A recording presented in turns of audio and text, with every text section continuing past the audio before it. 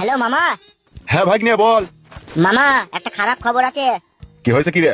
ওই যে মেয়েটাকে নিয়ে পালিয়ে যাওনি মামিকে, ওই মামির স্বামী এসে পার্টি অফিসে। হোয়াট? কি বলছিস কি তুই এসব? हम जो कुछ भी बोलता है ना झूठ नहीं बोलता है मामा, सब सही बोलता है। দাই গুদমারানি ছোড়া বাংলায় বলতো। বলছি যে মেয়েটাকে নিয়ে পালিয়ে গেছে ওর স্বামী পার্টি অফিসে এসে কালু ভাইয়ের কাছে বিচার চাইছি। তাই নাকি? মিছু করি না সত্যি করে? সত্যি করে গো মামা। কি হয়েছে কি গো? যে কালু কি বলছিল কি? कालू एमएलए साहब ने बोला कि देखो तुम्हारा पति किसको साथ गया है किसको साथ नहीं गया है ये मेरे को मालूम नहीं है, ठीक है। ই কি বে বাংলায় বলবে? এমএলএ সাহেব বলছে যে তোমার বউ কার সাথে গেছে কি না গেছে এসব আমি জানিও নি আর এসব আমি দেখেও নি। তারপর কি বললো?